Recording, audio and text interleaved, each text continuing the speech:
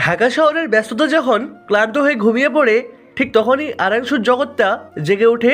বনানের এক অভিজাত অ্যাপয়েন্টমেন্টের বারান্দায় দাঁড়িয়ে আরাংশু যখন সিগারেটের ধোঁয়া ছাড়ছিল, তখন তার চোখে ছিল এক বিষাক্ত প্রশান্তি। আরাংশু নামটা যতটা উজ্জ্বল, তার ভেতরের অন্ধকার ঠিক ততটাই গভীর। সে একজন সফল ইনভেস্টমেন্ট ব্যাংকার, কিন্তু তার আসল পরিচয় সে একজন দক্ষ শিকারী, যে মানুষের দুর্বলতা নিয়ে খেলতে ভালোবাসে। তার লম্বা শরীর, ধারালো চোয়াল আর চোখের অতল রহস্য তাকে নারীদের কাছে এক দুর্ভেদ্য আকর্ষণে পরিণত করেছে। কিন্তু আরাংশু কাউকেই ভালোবাসে না, সে শুধু জয় করতে জানে। হঠাৎ তার ফোনের স্ক্রিনে জ্বলে উঠল কোনো নাম নেই, শুধু একটা মেসেজ, ও ফিরে এসেছে। আরাংশু ঠোঁটের কোণে এক চিলতে ক্রু হাসি ফুটে উঠল। সে জানতো অতীত কোনো দিন মরে যায় না, সে শুধু সুযোগের অপেক্ষায় অত পেতে থাকে। পরের দিন সকাল, ধানমন্ডির এক পুরনো বাড়ির বিশাল লাইব্রেরি ঘরে বসে আছে শ্রেয়াসী।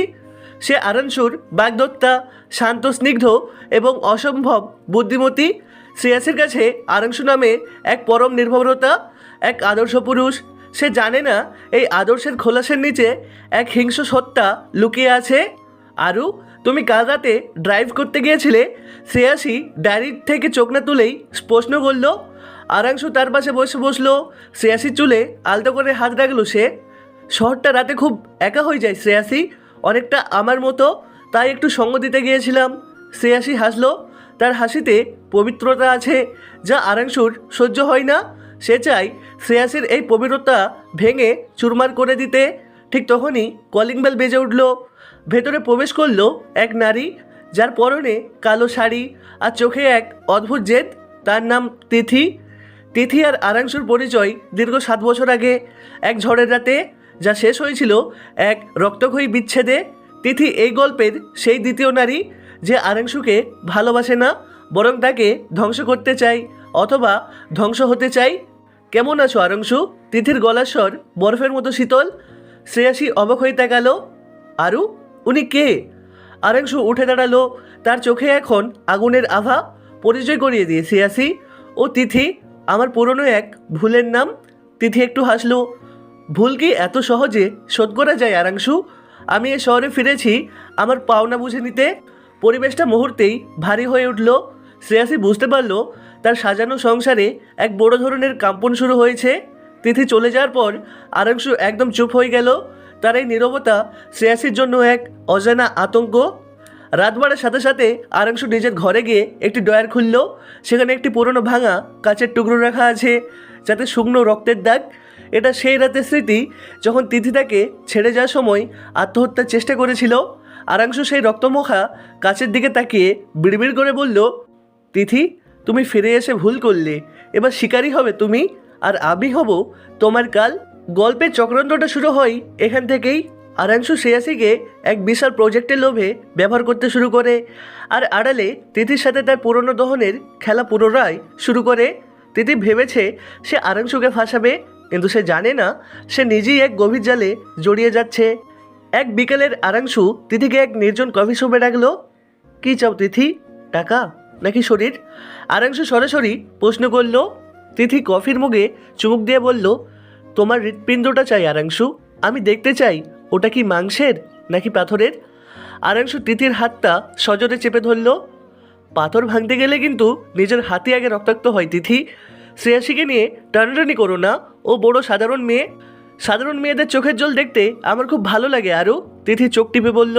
সেদিন রাতে শ্রেয়াসী দেখল আরাংশুর শার্টে এক বিন্দু লিপস্টিকের দাগ। শ্রেয়াসী কাঁদল না, বরং এক অদ্ভুত ধৈর্য নিয়ে দাগটা মুছতে শুরু করলো। সে মনে মনে বলল, আরু, তুমি যদি নরকের দিকে পা বাড়াও, তবে আমি তোমাকে সেখান থেকে ফিরিয়ে আনবো না, বরং আমিও তোমার সাথে নরকে যাব। আরাংশু এক বারান্দায় সিগারেট আধো টানতে টানতে, কিছু ভালোবাসা থাকে যা বাঁচিয়ে রাখে না, বরং ধীরে ধীরে রক্ত চুষে নেয়। আমি সেই বিষাক্ত ভালোবাসারই কারিগর। পরের দিন সকালে শ্রেয়াসীর কাছে একটা অচেনা নাম্বার থেকে ফোন এলো। ওপাশ থেকে একটি যান্ত্রিক কণ্ঠস্বর বলল, আরাংশু কোনোদিন তোমার ছিল না শ্রেয়াসী। তিথির গর্ভের সন্তান যে আজ 7 বছরের, তার নাম আরণি, আর তার বাবা অন্য কেউ নয়, আরাংশু। শ্রেয়াসীর হাত থেকে ফোনটা পড়ে গেল। 13 তলার বারান্দায় দাঁড়িয়ে সে দেখল নিজ দিয়ে আরাংশুর কালো গাড়িটা বেরিয়ে যাচ্ছে। সে কি তিথির কাছে যাচ্ছে, নাকি নিজের পাপ আড়াল করতে অন্য কোনো ষড়যন্ত্রে? ফেলে দেওয়া ফোনটা মেঝেতে পড়ে গোঙাচ্ছে। যান্ত্রিক কণ্ঠস্বরের সে শেষ বাক্যটা শিয়াশির কানের পর্দায় এখনও হাতুড়ির মতো পেটাচ্ছে। আরণি আরাংশুর সন্তান। বাইরে ঢাকার আকাশটা আজ বিভিন্ন ধূসর। ধানমন্ডির এই পুরনো অভিজাত্য মাথা বাড়িটায় দেওয়ালে টাঙানো আরাংশু আর শ্রেয়াসির এঙ্গেজমেন্টের সে হাসি খুশি ছবিটা এখন শ্রেয়াসির কাছে এক বিভৎস উপহাস মনে হচ্ছে। সে ধীর পায়ে বারান্দায় এসে দাঁড়ালো। 13 তলার উপর থেকে নিচের মানুষগুলোকে পিঁপড়ের মতো ছোট দেখাই। শ্রেয়াসির মনে হলো আরাংশুও কি তাকে এভাবেই দেখে, ওপর থেকে দয়া করে নিচে নামিয়ে রাখা এক নগণ্য পতঙ্গ। ঠিক তখনই ঘরের দরজা খুলে আরাংশু ভেতরে ঢুকলো। তার পরনে কালো শার্ট, হাত দুটো কোণে পর্যন্ত গোটানো, চোখে সেই চিরচেনা শীতলতা। শ্রেয়াসির বিধ্বস্ত চেহারা দেখেও তার ভ্রু কুচকালো না, বরং সে খুব স্বাভাবিক ভঙ্গিতে ড্রেসিং টেবিলের উপর তার ঘড়িটা রাখলো। শ্রেয়াসি, তোমার চোখ লাল কেন? কাঁদছিলে? আরাংশুর গলায় কোনো উদ্বেগও নেই, আছে এক ধরনের যান্ত্রিক কৌতূহল। শ্রেয়াসি ঘুরে দাঁড়ালো। তার ফর্সা মুখটা অপমানে আর যন্ত্রণায় নীল হয়ে গেছে। সে কম্পিত কণ্ঠে বলল, অরু, তুমি কি সত্যি কোনো দিন কাউকে ভালোবেসেছো, নাকি ভালোবাসা তোমার কাছে শুধু একটা দাবার চাল? আরাংশু এক মুহূর্তে থামলো, তারপর ধীর পায়ে শ্রেয়াসীর খুব কাছে এসে দাঁড়ালো। তার শরীরের সেই কড়া পারফিউমের গন্ধটা শ্রেয়াসীর নিঃশ্বাস বন্ধ করে দিচ্ছে। আরাংশু শ্রেয়াসীর চিবুকটা উঁচিয়ে ধরে নিচু স্বরে বলল, ভালোবেসেছি কি না জানি না শ্রেয়াসী, তবে তোমাকে আমার প্রয়োজন। আর আমার প্রয়োজন মেটাতে আমি পৃথিবীর যে কোনো সীমা অতিক্রম করতে পারি। হঠাৎ এই দার্শনিক প্রশ্ন কেন? অরণি কে আরও? শ্রেয়াসীর প্রশ্নের ঘরটা এক মুহূর্তের জন্য নিতর হয়ে গেল। আরাংশুর আঙুলের চাপ শ্রেয়াসীর চিবুকে একটু বাড়ল। তার চোখে এক পলকের জন্য এক হিংস্র আভা ফুটে উঠল। পরক্ষণেই সেটা মিলিয়ে গিয়ে এক ক্রূর হাসিতে রূপ নিল। সে হাতটা সরিয়ে নিয়ে জানলার দিকে মুখ করে দাঁড়ালো। তিথি কি তোমাকে ফোন করেছিল? মেয়েটা এখনও ড্রামা ছাড়তে পারলো না। আরাংশুর গলায় চরম অবজ্ঞা। তিথি ফোন করেনি, ফোনটা ছিল এক অজানা নাম্বারের। আরু, আমাকে সত্যিটা বলো, আমি কি এক পাপের অংশীদার হতে যাচ্ছি? আমাদের বিয়ের কথা চলছে, আমাদের পরিবার স্বপ্ন দেখছে, অথচ তুমি অন্য কোথাও একটা জীবন রেখে এসেছো। শ্রেয়াসীর চিৎকারটা দেওয়ালে লেগে ফিরে এলো। আরাংশু হাঁটু গেড়ে ঘুরে দাঁড়ালো। তার চোখে এক আগুনের লীলাহীন শিখা। সে শ্রেয়াসীর কাঁধ দুটো শক্ত করে চেপে ধরে ঝাঁকুনি দিল। শোনো শ্রেয়াসী, অতীত নিয়ে আমি কারোর কাছে জবাবদিহি করি না। তিথি আমার জীবনে একটা অধ্যায় ছিল মাত্র, যা আমি 7 বছর আগে ছিঁড়ে ফেলেছি। অরণি কার সন্তান সেটা আমার ডিএনএ বলবে, তোমার অজানা ফোন কল নয়। যদি তুমি আমার স্ত্রী হতে চাও, তবে তোমাকে এই ধোঁয়াশাগুলো সহ্য করার ক্ষমতা রাখতে হবে। আর যদি না পারো, তবে কি আরও? শ্রেয়াসী চ্যালেঞ্জ ছুড়ে দিল। তবে 13 তলার এই বারান্দাটা তোমার জন্য খোলাই আছে। আমি কাপুরুষ পছন্দ করি না। আরাংশু এক ঝটকায় শ্রেয়াসীকে সরিয়ে দিয়ে ঘর থেকে বেরিয়ে গেল। শ্রেয়াসী স্তব্ধ হয়ে দাঁড়িয়ে রইল। যে মানুষটা সে নিজের জীবনের ধ্রুবতারা ভেবেছিল, সে মানুষটা আজ তাকে আত্মহত্যার পথ দেখালো। শ্রেয়াসীর ভেতরের কমল মেয়েটা সে মুহূর্তে মরে গেল। সে আয়নার সামনে দাঁড়িয়ে নিজের চোখের জল মুছল। তার মনে পড়ে গেল তার বাবার কথা, যার ব্যবসায়িক সাম্রাজ্য আজ আরাংশুর বুদ্ধিতে টিকে আছে। সে যদি এখন আরাংশুকে ছেড়ে দেয়, তবে তার বাবার পতন অনিবার্য। আরাংশু এটা খুব ভালো করেই জানে, এটাই তার চক্রান্তের মূল অস্ত্র। অন্যদিকে গুলশানের এক অগাছালো অ্যাপার্টমেন্টে তিথি বসে আছে। তার সামনে বসে আছে এক 7 বছরের ছোট্ট মেয়ে অরণি। অরণি চোখ দুটো একদম আরাংশুর মতো গভীর এবং রহস্যময়। তিথি অরণির চুলে চিরুনি চালাতে চালাতে আয়নায় নিজের প্রতিচ্ছবি দেখছিল।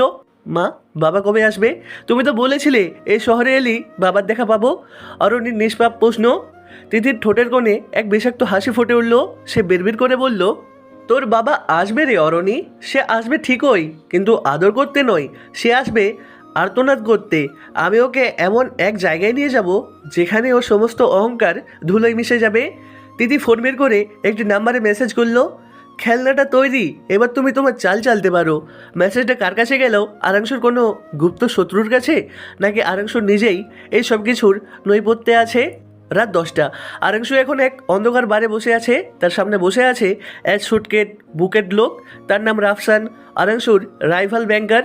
রাফসান একটু বিদ্রূপে স্বরে বলল, আরাংশু, তুমি তো নিজেই বিপদ নিজেই ডেকে আনলে। তিথিকে কেন এ শহরে ঢুকতে দিলে?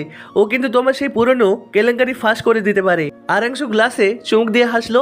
রাফসান, তুমি দাবা খেলা সবসময় কাঁচা ছিলে।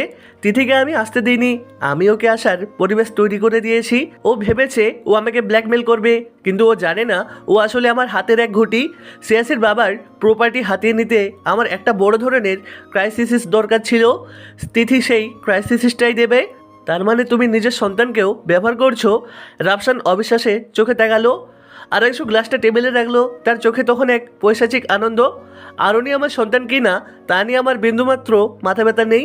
আমার মাথা ব্যথা হলো আগামী এক সপ্তাহের মধ্যে শ্রেয়াসীর বাবা যেন তার সমস্ত শেয়ার আমার নামে সাইন করে দেয়।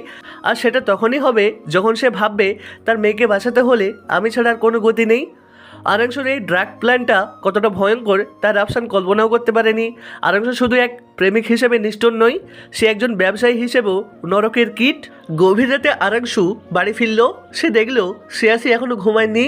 সে সোফায় বসে আছে, হাতে আরাংশুর সে রক্তমাখা কাঁচের টুকরোটা যেটা আরাংশু ডয়ারে লুকিয়ে রেখেছিল। এটা কি অরু? কেন তুমি এটাকে 7 বছর ধরে আগলে রাখছো? শ্রেয়াসী শান্ত গলায় প্রশ্ন করল। আরাংশু থমকে দাঁড়ালো। সে ভাবেনি শ্রেয়সী তার পার্সোনাল ডয়ার খুলবে। সে দ্রুত পায়ে এগিয়ে গিয়ে শ্রেয়সীর হাত থেকে কাজটা ছিনিয়ে নিতে চাইল, কিন্তু শ্রেয়সী কাজটা শক্ত করে ধরে রাখলো। কাছের ধারালো এক কোণে শ্রেয়সীর আঙুল কেটে রক্ত বের হতে লাগলো। ছেড়ে দাও শ্রেয়সী, তুমি নিজেকে আঘাত করছো। আরাংশু চিৎকার করে উঠল। এই রক্ত তো তোমার খুব পছন্দ, তাই না অরু? তুমি তো এটাই চাও সবাই তোমার জন্য রক্তাক্ত হোক। তিথি হয়েছিল, এখন আমি হচ্ছি। শ্রেয়সীর চোখ দিয়ে জল গড়িয়ে পড়ছে, কিন্তু তার ঠোঁটে এক অদ্ভুত হাসি।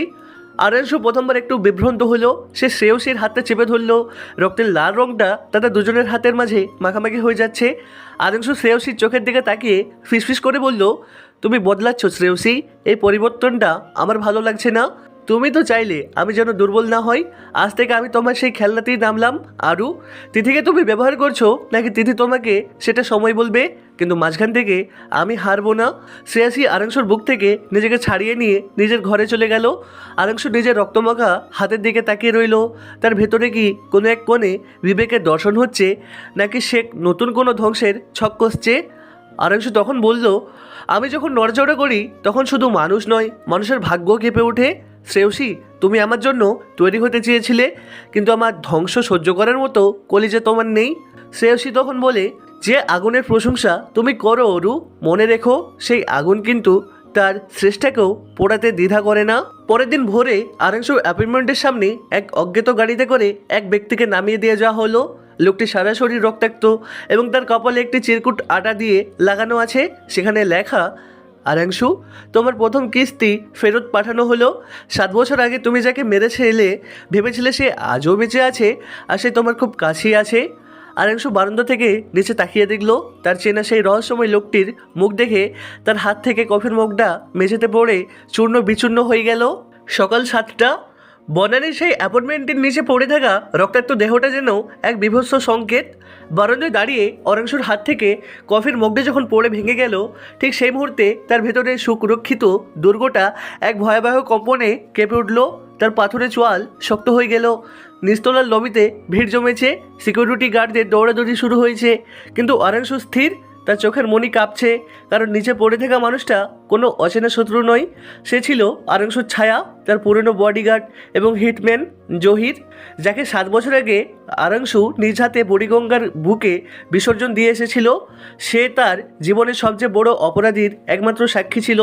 সে আজ রক্তাক্ত অবস্থায় তার দরজার সামনে ফিরে এসেছে। চিরকুটটা বাতাসে উড়ছে। 7 বছর আগে তুমি যাকে মেরেছিলে ভেবেছিলে সে আজও বেঁচে আছে। আরাংশু দ্রুত ড্রেসিং রুম থেকে নিজের রিভলভারটা পকেটে পুরল। সে জানে এই আঘাত জহিরের নয়, এই আঘাত তার, যার ইশারায় জহির এতদিন পর কবর থেকে উঠে এসেছে। তিথি নাকি আরও বড় কেউ? রুমে ঢুকলো শ্রেয়সী। তার পরনে হালকা রঙের ড্রেস, কিন্তু তার চোখে এখন আর সে মায়া নেই। সে আরাংশুর অস্থিরতা লক্ষ্য করলো। নিচে কি হচ্ছে সে সবটা দেখলো জানলা দিয়ে। অরু, লোকটা কে? কেন তোমার অ্যাপার্টমেন্টের সামনে ওকে ফেলে রাখা হলো? শ্রেয়সীর কণ্ঠস্বর অস্বাভাবিক শান্ত। আরাংশু একবার শ্রেয়সীর দিকে তাকালো। তার চোখে সেই অদিম অন্ধকার আবার ফিরে এসেছে। সে দ্রুত পায়ে শ্রেয়সীর সামনে গিয়ে দাঁড়ালো। শ্রেয়সী, আজ থেকে তোমার বাড়ির বাইরে বের হওয়া নিষেধ। কোনো ফোন কল ধরবে না, কাউকে বিশ্বাস করবে না, এমনকি আমাকেও না। শ্রেয়সী একটু হাসলো, এক করুণ বিদ্রুপের হাসি। তোমাকে কি কোনোদিন বিশ্বাস করেছিলাম অরু? নাকি বিশ্বাসের অভিনয়টা আমি খুব ভালো পারি? তোমার অতীত তোমাকে তাড়া করতে শুরু করেছে, তাই না? জহিরকে তুমিই তো মেরেছিলে 7 বছর আগে, তাই তো? অরাংশু স্তব্ধ হয়ে গেল। শ্রেয়াসী এত কথা জানলো কী করে? সে কি তবে তলে তলে তিথির সাথে হাত মিলিয়েছে? অরাংশু শ্রেয়সীর গলার কাছ থেকে হাত নিয়ে গেল, কিন্তু গাল টিপে ধরল না, শুধু আঙুল দিয়েছিল। বেশি জানলে মানুষ আয়ু হারায় শ্রেয়সী, তুমি যতটুকু জানো তার চেয়ে বেশি জানার চেষ্টা করো না। শ্রেয়সী তখন বলে, আমি যতটুকু জেনেছি অরু তাতেই তোমার ফাঁসিতে ঝোলার কথা, কিন্তু আমি তোমাকে মরতে দেব না। তোমাকে এই তিল করে জলার ট্র্যাজেডিতে আমি একা ফেলে যাব না। শ্রেয়সী তার হাতটা সরিয়ে দিয়ে ঘর থেকে বেরিয়ে গেল। অন্যদিকে শহরের এক গোপন আস্তানায় তিথি বসে আছে। তার সামনে দাঁড়িয়ে আছে একজন দীর্ঘদেহী মানুষ, যার চেহারা অন্ধকারে ঢাকা। লোকটা সিগারেট টানছে। তিথি অরণিকে অন্য রুমে পাঠিয়ে দিয়ে লোকটির দিকে তাকালো। জহিরকে জ্যান্ত ফেরত পাঠিয়ে তুমি ঠিক করোনি, আরাংশু এখন সজাগ হয়ে যাবে। তিথির গলায় বিরক্তি। অন্ধকারের লোকটা হাসলো, সে হাসিতে কোনো মমতা নেই। সজাগ হওয়ার জন্যই তো জহিরকে পাঠিয়েছি তিথি। শিকার যখন ভয়ে কাঁপতে থাকে তখন তাকে মারার আনন্দ বেশি। আরাংশু 7 বছর আগে ভেবেছিল সে সব প্রমাণ মুছে ফেলেছে, কিন্তু সে জানে না আমি সেই রাতে বুড়িগঙ্গার পাড়িয়েছিলাম। আমি জহিরকে বাঁচিয়েছিলাম। তোমার উদ্দেশ্য কি? ওর টাকা নাকি ওর জীবন? তিথি প্রশ্ন করলো। ওর কোনো কিছুই আমার চাই না। আমি চাই ওকে এমন এক জায়গায় নিয়ে যেতে যেখানে ওর এই দামি শার্টের কলারটা নিজের গলার ফাঁস হয়ে যাবে। অরণিকে ও সন্তান বলে বিশ্বাস করতে শুরু করেছে তো? লোকটা প্রশ্ন করলো। তিথি একটু চুপ থেকে বলল, অরাংশু কাউকে বিশ্বাস করে না। ও ডিএনএ টেস্ট করার কথা ভাবছে, কিন্তু আমি সেটা হতে দেব না। দুপুরবেলা আরাংশু তার অফিসে বসে ল্যাপটপ স্ক্রিনে কিছু ডাটা দেখছিল। তার রাইফেল রাফসানের শেয়ার হু হু করে বাড়ছে। বোঝা যাচ্ছে কে একজন আরাংশুর ইন্টারনাল ইনফরমেশন লিক করেছে। আরাংশু জানে এটা কে করেছে। সে ইন্টারকমে তার সিকিউরিটিকে ডাকলো, তিথিকে ফোন করো, বলো আমি ওর সাথে দেখা করতে চাই আজই সন্ধ্যার আগে। বিকেল 5টা পূর্বাঞ্চলের এক নির্জন রিসোর্টে তিথি আর অরাংশু মুখোমুখি। তিথির চোখে আজ জয়ের হাসি। আরাংশু তার সিগারেট জ্বালিয়ে লম্বা একটা টান দিল। জহিরকে জ্যান্ত রেখার ক্রেডিট কি তোমার তিথি? অরাংশু ধোয়া ছেড়ে বলল। তিথি সোফায় গা এলিয়ে দিয়ে বলল, ক্রেডিট জারি হোক, ডেবিটটা তো তোমার অ্যাকাউন্টে যাচ্ছে অরাংশু। জহির যদি মুখ খুলে তবে 7 বছর আগে সেই রাতের সেই খুনের কথা পুলিশ জেনে যাবে। সেই যে মেয়েটা যাকে তুমি শ্বাসরোধ করে মেরেছিলে আর জহিরকে বলেছিলে লাশ গুম করতে। আরাংশু হঠাৎ বাজবাগের মতো ঝাঁপিয়ে পড়ে তিথির গলা চেপে ধরল। তিথি হাসছে, তার দম আটকে আসছে, তবুও সে হাসছে। মারো, আমাকেও মেরে ফেলো, তবে অরণি কোনোদিন জানবে না তার বাবা একজন সিরিয়াল কিলার। অরাংশু হাতটা আলগা করে দিল। তার চোখে এক বৈচিত্র্য যন্ত্রণা ফুটে উঠল। সে তিথির একদম কাছে ফিসফিস করে বলল, অরণি আমার মেয়ে কিনা সেটা বড় কথা নয় তিথি, বড় কথা হলো আমি মরে গেলেও তোমাকে কখনোই জ্যান্ত ছেড়ে দেব না। তুমি যাকে সাথে নিয়ে খেলছো সে কে? রাফসান নাকি আমার অফিসের কেউ? তিথি তার গলা ঘষতে ঘষতে বলল, সে তোমার খুব কাছের শত্রু অরাংশু।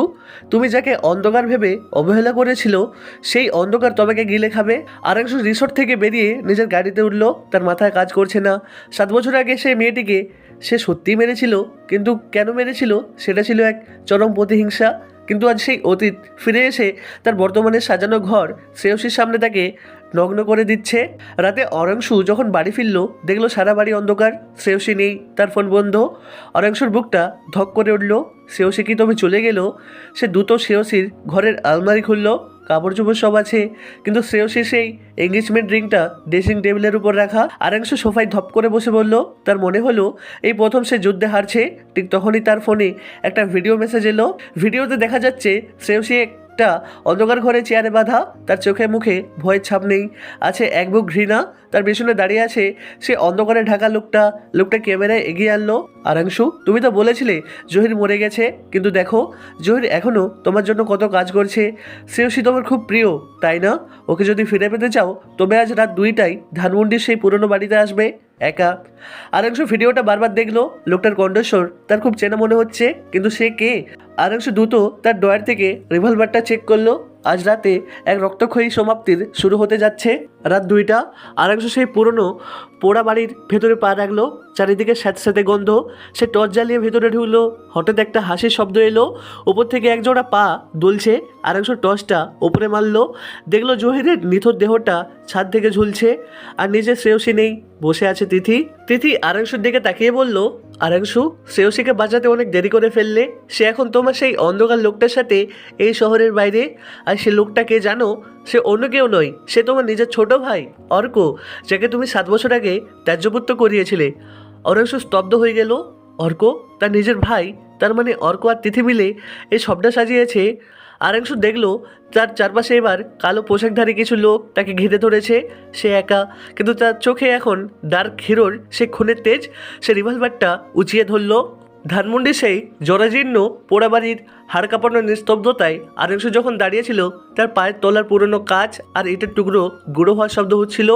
টর্চের আলোয় ছাদ থেকে ঝুলন্ত জহিরের নিথর দেহটা যখন দুলে উঠল, আরাংশুর হৃৎপিণ্ড এক মুহূর্তের জন্য থমকে গিয়ে পরক্ষণে দ্বিগুণ বেগে ধুকপুক করতে শুরু করলো। সামনে বসে থাকা তিথির ঠোঁটে সে বিষাক্ত হাসি রেখা। অর্ক ফিরে এসেছে তিথি, আমার আদরের ছোট ভাই। আরাংশুর কণ্ঠে আজ এক অদ্ভুত নির্লিপ্ততা। সে টর্চের আলোটা সরাসরি তিথির চোখের উপর ফেললো। তিথির চোখ ধাঁধিয়ে হাত দিয়ে আড়াল করলো। আরাংশু এক পা এগিয়ে গিয়ে নিচু স্বরে বলল, অতীত কোনোদিন মরে না তিথি, সে শুধু কফিনের ভেতর ঘুমিয়ে থাকে। যখন সে জেগে ওঠে তখন শ্মশানের ছাই আর চোখের জলের মাঝখানে কোনো পার্থক্য থাকে না। আমি ওকে মারতে দেখেছিলাম, আজ ওকে মারতে দেখবো। তিথি অট্টহাসি দিয়ে উঠল। সে হাসিতে কোনো আনন্দ ছিল না, ছিল একরাশ ঘৃণা। সে চেয়ার থেকে উঠে দাঁড়িয়ে আরাংশুর একদম বুক বরাবর আঙুল উঁচিয়ে বলল, অর্ক তোমাকে মারতে আসেনি অরাংশু, ও এসেছে তোমাকে তিল তিল করে ধ্বংস করতে। ও জানে তোমার সবচেয়ে বড় দুর্বলতা এখন শ্রেয়সী। যে মেয়েটা তোমার অন্ধকারের ভাগ নিতে চেয়েছিল তাকে এখন অর্ক অন্ধকারের সাথ দিচ্ছে। অরাংশু তার রিভলভারটা পকেট থেকে বের করে অন্তত ধীরস্বয়িকভাবে লোড করলো। ক্লিক শব্দটা এই নিস্তব্ধ ঘরে বজ্রপাতের মতো শোনালো। সে তিথির কপালে বন্দুকের নলটা ঠেকে শীতল গলে বলল, অর্ক কোথায়? আমি দ্বিতীয়বার জিজ্ঞাসা করব না। তিথি এক চুলো নড়ল না, তার চোখে মৃত্যু ভয় নেই। সে ফিসফিস করে বলল, মারো আরাংশু, আমাকে মারলে তুমি কোনোদিন জানতে পারবে না শ্রেয়সী কোথায় আছে। তবে মনে রেখো, মানুষ ভাবে যে আগুন নিয়ে খেলছে, কিন্তু সে জানে না আগুনের আসল ধর্মই হলো সব পুড়িয়ে ছাই করে দেওয়া। তুমি তো সেই আগুনেই পড়বে যা তুমি নিজে জ্বালিয়েছো। হঠাৎ পাশের ঘরের একটা পুরনো গ্রামোফোন রেকর্ড প্লেয়ার বেজে উঠল। এক করুণ ধপ্রদি সুরের মাঝে ভেসে উঠল অর্কর কণ্ঠস্বর। স্পিকারে অট্টহাসি দিয়ে অর্ক বলতে শুরু করলো, বড় ভাই, মেজাজ হারাবেন না। আপনি তো সবসময় দাবা খেলতে পছন্দ করতেন। আজ আমি আপনার সামনে এক নতুন কিস্তি নিতে এসেছি। শ্রেয়সী আমার পাশেই বসে আছে। ও শুনতে চাই আপনি ওকে কতটা ভালোবাসেন। আরাংশু বন্দুক নামিয়ে পাশের ঘরের দিকে দৌড়ে গেল। সেখানে বড় একটা স্ক্রিনে লাইভ ভিডিও ফিড চলছে। দেখা যাচ্ছে শ্রেয়সী একটা অন্ধকার কুটিরিতে বসে আছে। তার হাত পা বাঁধা নয়, কিন্তু তার চোখের দৃষ্টি শূন্য। তার পাশে বসে আছে অর্ক। 7 বছর আগের সেই রোগাটে অর্ক এখন এক পেশিবহুল যুবক, যার চোখে প্রতিশোধের নেশা। অর্ক ভিডিওতে অরাংশুর দিকে তাকিয়ে বলল, চিনতে পারছো বড় ভাই? 7 বছর আগে তুমি আমাকে চোর অপবাদ দিয়ে বাড়ি থেকে বের করে দিয়েছিলে। বাবার উইলে আমার নাম কেটে দিয়েছিলে, অথচ আসল অপরাধী তো ছিলে তুমি। সেই মেয়েটাকে তুমি শ্বাসরোধ করে মেরেছিলে আর দোষ চাপিয়েছিলে আমার উপর। আজ জহির সাক্ষ্য দিতে চেয়েছিল, তাই ওকে বোঝালাম। এবার তোমার পালা। আরাংশু স্ক্রিনের খুব কাছে গিয়ে করুণ গলায় বলল, শ্রেয়সীকে ছেড়ে দাও অর্ক, ওর কোনো দোষ নেই। আমাদের যা লড়াই তা ভাইয়ের লড়াই, ওকে এর মাঝে টেনে এনো না। স্ক্রিনে শ্রেয়সী এবার মুখ তুলল। আরাংশুর দিকে তাকিয়ে সে এমন এক হাসি দিল যা আরাংশুর কলিজা ছেড়ে ফেললো। শ্রেয়সী বলল, অরু, তুমি বলেছিলে আমি যদি তোমার স্ত্রী হতে চাই তবে আমাকে ধোঁয়াশা সহ্য করার ক্ষমতা রাখতে হবে। আমি এখন এই ধোঁয়াশার ভেতরেই আছি। অর্ক আমাকে সেই সত্যিগুলো বলছে যা তুমি ডয়ারে তালাবদ্ধ করে রেখেছিলে। তুমি শুধু খনি নও অরাংশু, তুমি একটা আস্ত অভিশাপ। শ্রেয়সীর এই কথাগুলো আরাংশুর কানে গরম সিসার মতো ঢুকলো। সে অনুভব করলো তার পায়ের তলা থেকে মাটি সরে যাচ্ছে। শ্রেয়সী, যাকে সে নিজের জীবনের শেষ আশ্রয় ভেবেছিল, সেও আজ তার দিক থেকে মুখ ফিরিয়ে নিয়েছে। আরাংশু হঠাৎ স্ক্রিনে লক্ষ্য করে গুলি চালালো। কার চূর্ণ বিচূর্ণ হয়ে অন্ধকার নেমে এলো ঘরে। ঠিক সেই মুহূর্তে চারপাশ থেকে কালো পোশাকধারী 4-5 জন লোক আরাংশুকে ঘিরে ধরলো। আরাংশু একা, কিন্তু তার ভেতরে এখন সেই ডার্ক হিরোর আদিম হিংস্রতা জেগে উঠেছে। প্রথম লোকটা যখন তার দিকে লাঠি দিয়ে তেড়ে এলো, আরাংশু ক্ষিপ্ত গতিতে তার হাত মোটকে রিভলভারের বার দিয়ে তার মাথায় আঘাত করলো। রক্তের ঝাপটে এসে লাগলো আরাংশু সাদা শার্টে। বাকিরা দমে গেল না। শুরু হলো এক অসম লড়াই।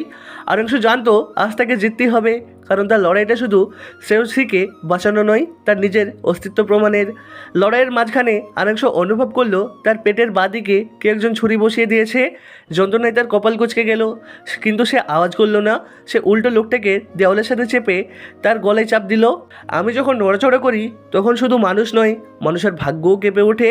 তোদের ভাগ্য আজ এখানেই শেষ। বলতে বলতে সে লোকটাকে ছুঁড়ে ফেলে দিল। এদিকে তিথি ঘর থেকে বেরিয়ে যাওয়ার চেষ্টা করছিল, কিন্তু আরাংশু রক্তাক্ত অবস্থায় তাকে ধরে ফেললো। তার চোখ এখন টকটকে লাল। সে তিথিকে জাপটে ধরে দেয়ালের সাথে ধাক্কা দিয়ে বলল, অর্ক কোথায়? শেষবার বলছি। তিথি এবার সত্যি ভয় পেলেও আরাংশু এই রূপ সে আগে দেখেনি। সে কাঁপতে কাঁপতে বলল, শীতলখার পাড়ে সেই পুরনো পাটের গোডাউনে ওরা ওখানেই আছে। আরাংশু তিথিকে একপাশে ঠেলে দিয়ে নিজের গাড়ির দিকে দৌড়ালো। পেটের ক্ষত থেকে রক্ত ঝরছে, সিটের কাভার ভিজে যাচ্ছে লাল রঙে, কিন্তু আরাংশুর কোনো হুঁশ নেই। সে গাড়ি স্টার্ট দিয়ে পাগলের মতো গতিতে ছুটল শীতলক্ষার দিকে। তার মনে শুধু শ্রেয়সীর সেই কথাগুলো বাজছে, তুমি একটা আস্ত অভিশাপ। গাড়ি চলতে চলতে আরাংশু স্টিয়ারিং হুইলে জোরে আঘাত করলো। সে বিড়বিড় করে বলতে লাগলো, যে আগুনের প্রশংসা আমি করি শ্রেয়সী, মনে রেখো সে আগুন কিন্তু তার শেষটাকেও পোড়াতে দ্বিধা করে না। আমি তোমায় পুড়তে দেবো না, প্রয়োজনে আমি নিজে ভস্ম হব। রাতের নিস্তব্ধতা ছিঁড়ে আরাংশুর কালো BMW গাড়িটা ধুলো উড়িয়ে গিয়ে চলল। সে জানতো না গোডাউনে তার জন্য কী অপেক্ষা করছে। সেখানে শুধু অর্ক আর শ্রেয়সী ছিল না, ছিল এক ভয়ঙ্কর বিস্ফোরক ট্র্যাপ যা অর্ক সাজিয়ে রেখেছে আরাংশুর চূড়ান্ত সলিল সমাধির জন্য। গোডাউনের কাছে পৌঁছে আরাংশু দেখলো চারিদিকে নিঝুম অন্ধকার, শুধু মাঝখানের একটা ঘরে টিমটিমে আলো জ্বলছে। সে গাড়ি থেকে নামলো, তার হাতে রিভলভার, শরীরে চুইয়ে পড়া রক্ত আর চোখে এক অপরিধিত জেদ। সে ভিতরে ঢুকতেই দেখলো শ্রেয়সী একটা তেলের ড্রামের উপর বসে আছে, আর তার চারপাশে ঘিরে রয়েছে টাইম মুভার লাল তার। অর্ক দূরে দাঁড়িয়ে হাতে রিমোট নিয়ে হাসছে। শেষ দেখা দেখতে এলে বড় ভাই, টাইমার মাত্র 5 মিনিট। এবার বলো শ্রেয়সীকে বাঁচাবে নাকি নিজের অপরাধ কবুল করে সারা জীবনের জন্য জেলে যাবে? ওহ, ভুলেই গেছি, এই গোডাউনে যা পেট্রোল আছে কবুল করলেও তুমি আর জ্যান্ত বের হতে পারবে না। আরাংশু ধীর পায়ে শ্রেয়সীর দিকে এগিয়ে গেল। শ্রেয়সী তার দিকে তাকিয়ে ডুকরে কেঁদে উঠল, অরু চলে যাও, ও তোমাকে মেরে ফেলবে, আমার কোনো কষ্ট নেই, আমি তো আগেই মরে গেছি যখন তোমার সত্যটা জেনেছি। আরাংশু শ্রেয়সীর খুব কাছে গিয়ে দাঁড়ালো। সে রিভলভারটা মাটিতে ফেলে দিয়ে তার রক্তাক্ত হাতে শ্রেয়সীর গালে হাত রাখলো। মৃত্যুর চেয়েও বড় ট্রেজারি হলো প্রিয় মানুষের চোখে ঘৃণা দেখা। শ্রেয়সী, আমি খুনি হতে পারি, কিন্তু তোমার কাছে আমি হাঁটতে চাই না। ঠিক সেই মুহূর্তে গোডাউনের বাইরে পুলিশের সাইরেন শুনে গেল, কিন্তু পুলিশের সাথে আরাংশুর রাইভাল রাফসানকেও দেখা গেল। রাফসান ফোনে কার সাথে যেন কথা বলছে আর হাসছে। অর্ক রিমোট টিপতে গিয়ে থমকে গেল, কারণ রিমোট কাজ করছে না। আরাংশু মুচকি হাসলো। সে জানতো রাফসান কোনোদিনও তার বন্ধু ছিল না, কিন্তু সে জানতো রাফসান লোভী। আরাংশু আসার আগে তার সমস্ত প্রপার্টির পাওয়ার অফ আর্টিনি রাফসানকে ইমেল করে পাঠিয়ে দিয়েছে, এক শর্তে যেন পুলিশ নিয়ে ঠিক সময়ে এখানে পৌঁছায়। শ্রেয়সীর হাতে তখন একটা ছোট সিরিঞ্জ, যা সে নিঃশব্দে আরাংশুর ঘাড়ের দিকে পুশ করে দিল। আরাংশু ঝিমঝিম করে মেঝেতে পড়ে যেতে শুরু করলো। শ্রেয়সী ফিসফিস করে বলল, অরু তোমাকে মারতে চাইনি অরু, ও শুধু নাটক করেছে। আর আমি শুধু দেখতে চেয়েছিলাম তুমি আমার জন্য মরতে পারো কি না। এখন তুমি ঘুমাও অরু, বাকিটা আমি আর অর্ক মিলে বুঝে নেব। অরাংশু অচেতন হওয়ার আগে দেখলো শ্রেয়সী আর অর্ক হাত মিলাচ্ছে। তার মানে শ্রেয়সী আর অর্ক শুরু থেকেই একসাথে ছিল। শ্রেয়সী কি তবে অরাংশুর প্রেমিকা নয়, বরং তার। হ্যালো বন্ধুরা, রহস্যময় ব্যাঙ্গার যখন মিস্টার মাস্টারমাইন্ড নতুন গল্পের 1 নম্বর পার্ট দিয়ে চলে আসলাম। গল্পটি কেমন হয়েছে অবশ্যই কমেন্ট করে জানাবেন। আপনাদের এক একটা কমেন্ট পেলে গল্প তাড়াতাড়ি যেতে ভালো লাগে। পরবর্তী পার্ট পেতে এই চ্যানেলটি সাবস্ক্রাইব করে